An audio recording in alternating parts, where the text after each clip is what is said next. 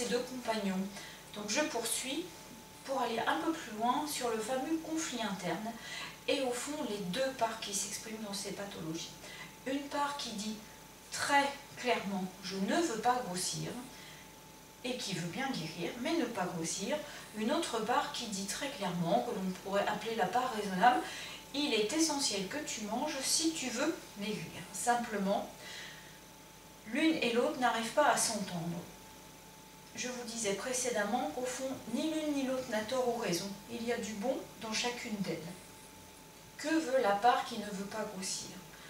Sans faire de généralisation, parce que vous devez trouver exactement avec votre thérapeute ce que cette part veut, la plupart du temps, la part qui ne veut pas grossir veut une chose importante.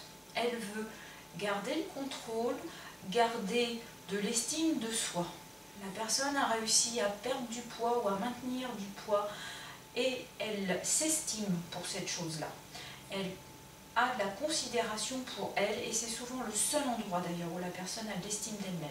Il est donc inconcevable pour elle à un certain moment d'accepter de regrossir. Ce serait comme si elle abandonnait l'estime d'elle-même. De l'autre côté, nous avons une part qui, elle, sait tout au fond, malgré tout, qu'il est nécessaire de manger et que pour pouvoir guérir, il va falloir absolument s'alimenter. Au fond, qu'est-ce qu'elle veut, cette part-là? Elle veut que la personne reste en bonne santé, puisse rester en vie. Si l'on regarde bien, au fond, ces deux parts de l'identité du patient, de la patiente, veulent maintenir la personne en vie et avec une bonne estime d'elle-même. Donc il va falloir arriver à associer ces deux choses-là. Comment je peux être en vie, m'autoriser à manger, à me faire plaisir, à rester en bonne santé, et en même temps, de l'autre côté, apprendre que je peux ne pas grossir démesurément. Oui, je dis bien démesurément parce que la plupart du temps, la peur, c'est celle-ci. Au fond, je veux bien grossir un petit peu, mais je ne veux pas risquer que cela ne s'arrête pas après tous les efforts que j'ai faits. Donc, cette part-là va accepter de regrossir si on l'encadre et qu'effectivement on lui apprend qu'au fond, manger ne veut pas dire grossir, mais manger veut dire ce que l'autre part dit. Rester en vie, bien fonctionner, pouvoir prendre du plaisir et vivre sa vie. Donc ces deux parts-là doivent s'associer.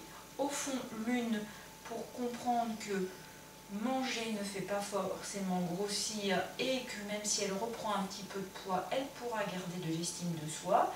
Et l'autre part, qui veut bien accepter de manger et qui a compris que c'était pour être en bonne santé, en même temps aider la part qui a peur à savoir comment on peut gagner de l'estime de soi autrement qu'en s'infligeant un grand régime.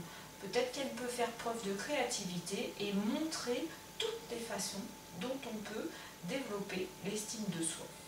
Et ces deux parts-là associées vont pouvoir faciliter la réparation. Au fond, ces deux parts-là font partie de votre identité et il n'y a plus qu'à faire en sorte qu'elles soient à nouveau les deux meilleurs amis du monde, de votre monde intérieur. À bientôt!